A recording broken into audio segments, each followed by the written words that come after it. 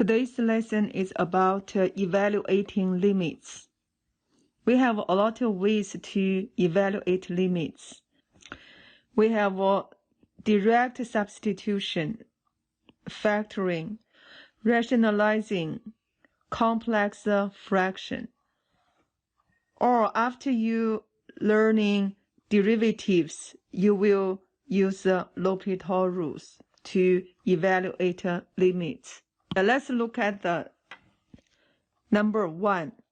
Evaluate the following limits. For A, we can use direct substitution to evaluate this limit. We just need to plug in x equals 2 to this function. Therefore, you will get the 5 times 2 squared minus 3 times 2 plus 2. So you will get the 20 minus 6 plus 2. That is 16. For B, limit as h approaches 2 of 7. Since this 7 has nothing to do with this h. So no matter what value for h, you will get 7. Let's go to C. First of all, you will try direct substitution. But when you plug 3 to the denominator, you will get 0. We know 0 cannot be denominator. Therefore, you cannot use this direct substitution for this limit. You will try factoring. So we do limit as x approaches 3 of to the top, we can use a common factor, that is x minus 3. Denominator is x minus 3. So this time, you can reduce. Then you will get limit as x approaches 3 of x. Then you plug in, you will get 3. Now let's go to D. Still, you will try direct substitution. You still get 0 as a denominator. That's the reason you will try other methods. Let's do factoring. We know to the top, that's quadratic factoring. We have 2z squared minus 17z plus 8.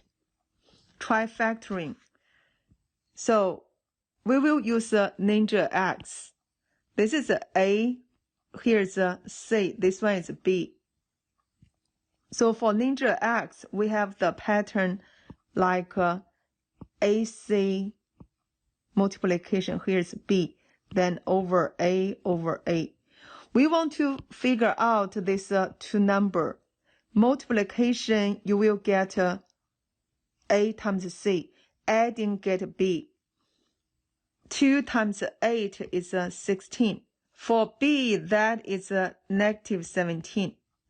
So you will get over A, that's over 2. Let's try this 16. 16 is positive. So you will get 116. Adding, you will get 17, but here it's negative 17, so we change the sign. Because negative 1 times negative 16 is still 16. You see, you're adding negative 1 plus negative 16, you will get negative 17. You multiply, you will get 16. Then you reduce. You will get negative 8 over 1. So the variable is z. I will put the z here. When you write down the answer, it's a bottom up. So you will get 2z minus 1 times 1z is z minus 8. Now the factor will be 2z minus 1. Then z minus 8 over 8 minus z. Remember, here's the rule. If a minus b over b minus a, you will get -1.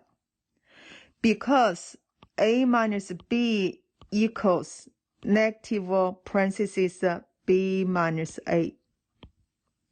So remember this rule. We got to use a lot.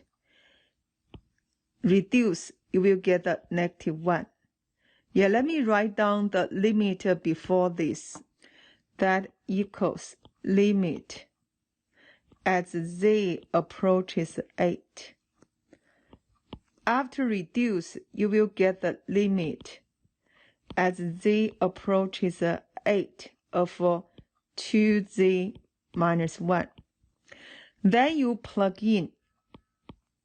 When you plug in, don't write down the limit anymore. So you have 2 times 8 minus 1 get the 15.